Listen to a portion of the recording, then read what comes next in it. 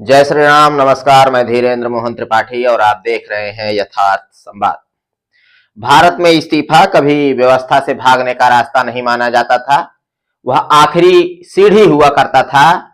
वह क्षण जब कोई व्यक्ति यह स्वीकार करता था कि अब उसकी मौजूदगी उस पद पर व्यवस्था को सुधार नहीं बल्कि उसे वैधता दे रही है। इस्तीफा जब दिया जाता था जब व्यक्ति यह मान ले कि वह स्वयं उस अन्याय का हिस्सा बन गया है जिससे वह लड़ना चाहता था। लेकिन समय के साथ यह अर्थ पूरी तरह उलट गया। आज इस्तीफा जिम्मेदारी छोड़ने का सबसे आसान और सबसे आकर्षक तरीका बन चुका है। यह एक नैतिक प्रदर्शन है, संघर्ष नहीं। बरेली की सिटी मजिस्ट्रेट द्वारा शंकराचार्य के समर्थन में दिया गया इस्तीफा इसी मानसिकता का उत्पाद है। इसे अंतरात्मा की आवाज कहा गया, धर्म के पक्ष में खड़ा होना बताया गया और सिस्टम से टकराने का साहस कहा गया। लेकिन इन शब्दों के पीछे एक बुनियादी सवाल छुपा दिया गया। एक सिविल सर्वेंट की अंतरात्मा किसके प्रति आखिर जवाबदेह है, संविधान के प्रति या किसी धार्मिक परंपरा के प्रति? अगर यह सवाल असहज लगता है तो यही असहजता पूरे विवाद की असल जड़ है।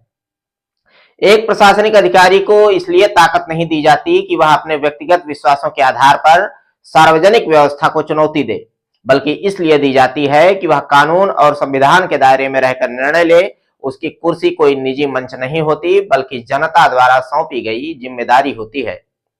जब वही अधिकारी किसी धार्मिक विवाद में भावनात्मक रूप से उतरकर इस्तीफा देता है तो वह यह कह रहा होता है कि उसके निजी विश्वास उसकी सार्वजनिक भूमिका से ऊपर है। यह बात जितनी साधारण लगती है उतनी ही खतरनाक है। अगर इस तर्क को स्वीकार कर लिया जाए तो कल कोई अधिकारी किसी मंदिर, मस्जिद, गिरजाघर या गुरु के अपमान के नाम पर पद को छोड़ देगा। कोई जात, कोई भाषा, कोई क्षेत्र, हर असहमति इस्तीफे का कारण बन जाएगी। तब प्रशासन नियम से नहीं भावनाओं से चलेगा और भावनाओं पर चलने वाला प्रशासन अंततः भीड़ तंत्र में बदल जाता है। यह भी समझना जरूरी है कि इस्तीफा देना किसी सत्ता से टकराना नहीं होता। सत्ता से टकराना वह होता है जो सिस्टम के भीतर रहकर किया जाए।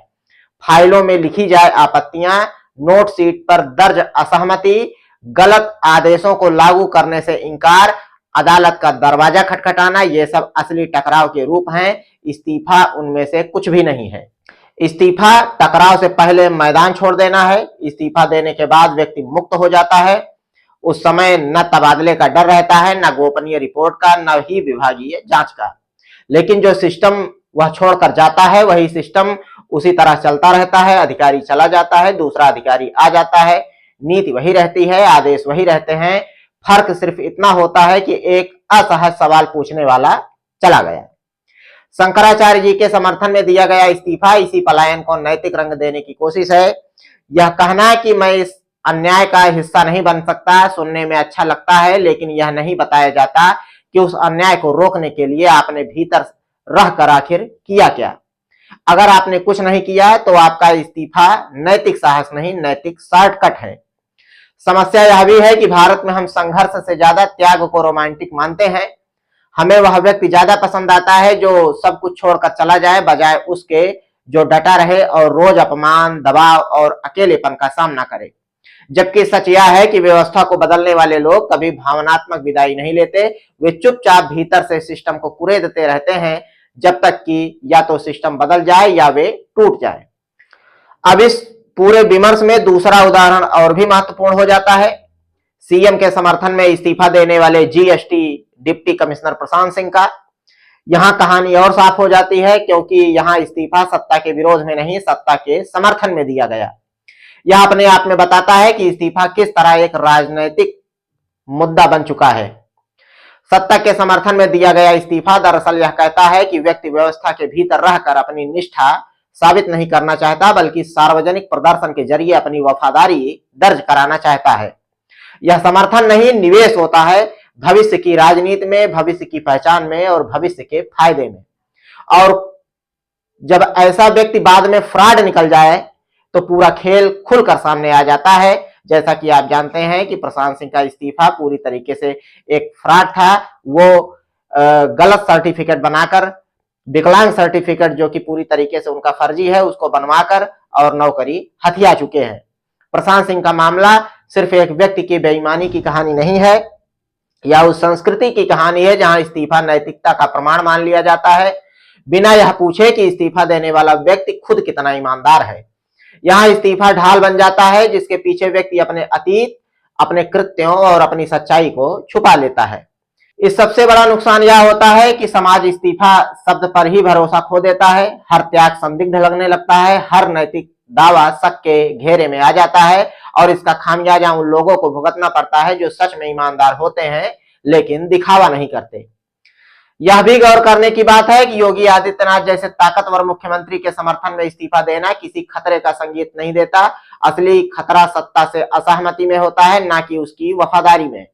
जब सत्ता समर्थक इस्तीफा देता है तो वह जोखिम नहीं उठा रहा होता, बल्कि अपना पक्ष साफ कर रहा होता है, और जब वह पक्ष बाद में झूठा निकलता है तो यह साबित करता है कि नैतिकता के नाम पर किया गया यह प्रदर्शन कितना खोखला था। इन दोनों उदाहरणों, शंकराचार्य के समर्थन में दिया गया इस्तीफा और योगी के समर्थन में दिया गया इस्तीफा में एक गहरी समानता है। दोनों में संघर्ष बाहर किया गया, भीतर नहीं। दोनों में व्यवस्था को चुनौती देने के बजाय उसे छोड़ दिया गया। दोनों में इस्तीफा एक व्यक्तिगत नैरेटिव बना, सार्वजनिक समाधान नहीं। यह वह बिंदु है जहां हमें ठहर कर सोचना चाहिए कि हम किस तरह के समाज की ओर बढ़ रहे हैं। अगर हर असहमति का जवाब इस्तीफा है तो फिर व्यवस्था में बचेगा कौन? अगर हर भावनात्मक आघात पर पद छोड़ दिया जाए तो जिम्मेदारी निभाएगा कौन? और अगर इस्तीफा ही नैतिकता का प्रमाण बन जाए तो फिर नैतिक आचरण की कसौटी आखिर होगी क्या? इस्तीफा जब व्यक्तिगत मुक्ति बन जाए तब वह सार्वजनिक धोखे का रूप ले लेता है। यही आज भारत में हो रहा है। एक व्यक्ति पद छोड़कर अपने हिस्से का नैतिक बोझ उतार देता है और समाज से कहता है अब तुम निपटो।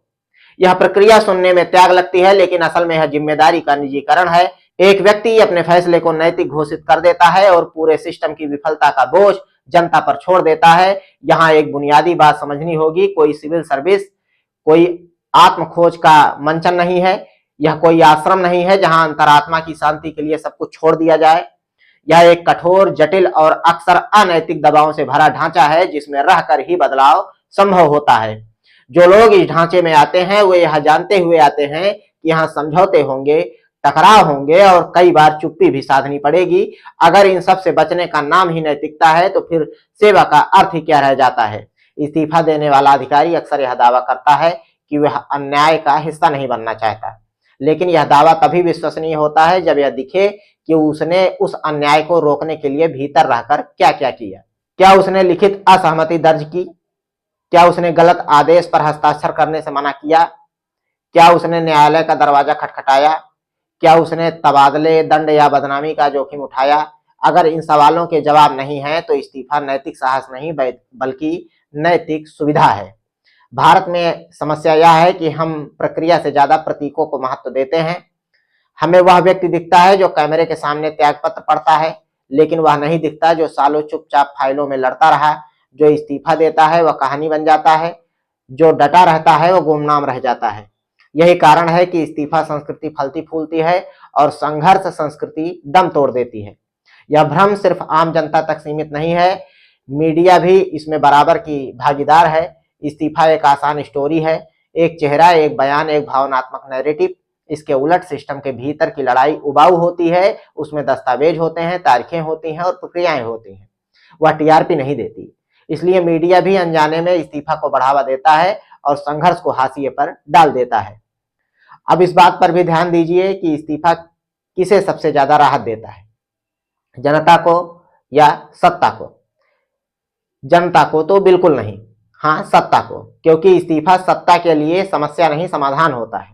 एक असहमति रखने वाला चला गया, एक बेचैन अधिकारी हट गया, एक सवाल कम हो गया। सत्ता को अब उससे न निपटना है और न ही जवाब देना है।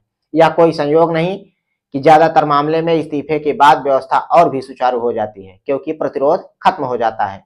यही कारण है कि सत्ता अक्सर इस्तीफे को रोकने के बजाय उसका मौन स्वागत करती है। उसे पता है कि इस्तीफा देने वाला व्यक्ति बाहर जाकर बयान देगा, लेख लिखेगा, शायद कुछ दिन चर्चा में रहेगा, लेकिन भीतर रहकर जो नुकसान वह पहुंचा सकता था अब वह नहीं पहुंचाएगा। यहाँ एक और कठिन सवाल सामने आता है, अगर इस्तीफा समाधान नहीं है तो फिर सही रास्ता क्या है? क्या एक ईमानदार व्यक्ति के पास व्यवस्था के भीतर रहकर कुछ करने की गुंजाइश है, या वह अंततः हारने के लिए अभिशप्त है? असल नैतिकता कभी नायक पैदा नहीं करती, यही उसकी सबसे बड़ी कमजोरी भी है और यही उसकी सबसे बड़ी ताकत भी।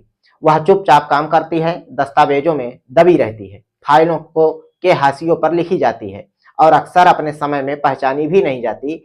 इसके उलट इस्तीफा तुरंत नायक पैदा करता है। एक चेहरा, एक कहानी, एक भावुक बयान, सब कुछ तैयार मिलता है। समाज को भी यही चाहिए, क्योंकि नायक देखने में आसान होते हैं लेकिन सिस्टम को समझना थकाने वाला।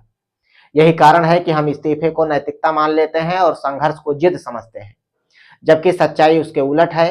संघर्ष वह है जिसमें आप रोज अपने ही पेशेवर ढांचे से लड़ते हैं, रोज अपने ही लोगों से असहज सवाल पूछते हैं और रोज यह जानते हुए काम करते हैं कि शायद आपको इसका कोई श्रेय नहीं मिलेगा। इस्तीफा एक दिन का काम है और संघर्ष वर्षों का।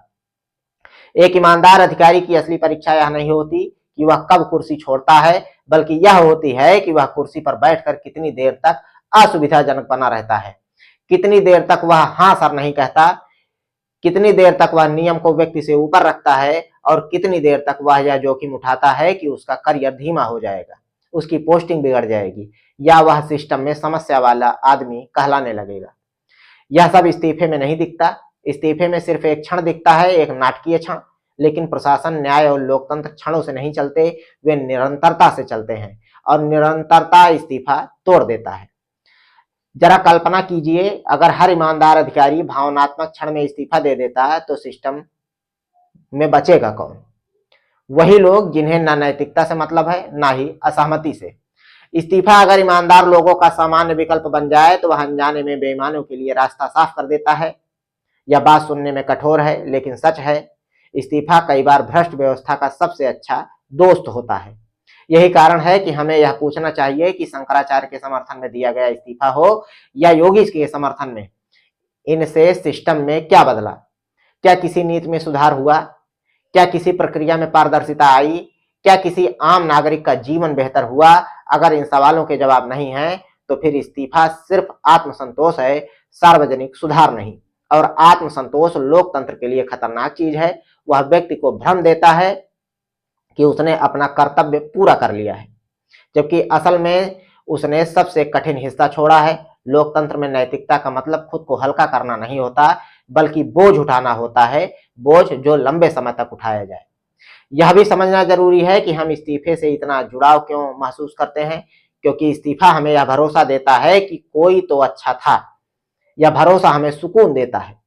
हमें लगता है कि सिस्टम भले खराब हो लेकिन कुछ लोग तो सिद्धांतों के लिए सब कुछ छोड़ने को तैयार हैं। यह भावना हमारे भीतर के डर को ढक देती है, उस डर को कि शायद सिस्टम बदलना इतना आसान नहीं। इस्तीफा हमें सरल कहानी देता है, संघर्ष हमें जटिल सच्चाई, और इंसान स्वाभाविक रूप से सरल कहानी ही चुनता है। लेकिन अगर हम वाकई व्यवस्था बदलना चाहते हैं तो हमें अपनी पसंद बदलनी होगी। हमें इस्तीफे पर तालियां बजाना बंद करना होगा और यह पूछना शुरू करना होगा कि आपने भीतर रहकर क्या किया। हमें उन लोगों को सुनना होगा जो कैमरे से दूर रहकर लड़ते हैं, ना कि उन लोगों को जो एक दिन में सब कुछ छोड़कर नायक बन जाते हैं। यह बात असहज इसलिए है क्योंकि यह हम सबको कटघरे में खड़ा करती है। हम भी वही दर्शक हैं जो त्याग को रोमांटिक बनाते हैं और संघर्ष को नजरअंदाज करते हैं। हम भी वही समाज हैं जो इस्तीफा देने वाले से सवाल नहीं पूछते लेकिन सिस्टम में टिके रहने वाले पर शक करते हैं। असली नैतिकता यह नहीं कहती कि मैं इस जिंदगी का हिस्सा नहीं बन सकता इसलिए जा रहा हूं। असली नैतिकता यह कहती है कि यह गंदगी है और मैं यहीं रहकर इसे साफ करने की कोशिश करूंगा, चाहे मुझे इसकी कीमत क्यों न चुकानी पड़े। तो मिलते हैं साथियों फिर किसी खबर में। देखते रहें यथार्थ संवाद। कृपया चैनल को लाइक करें, सब्सक्राइब करें और शेयर करें। जय श्री राम, नमस्कार।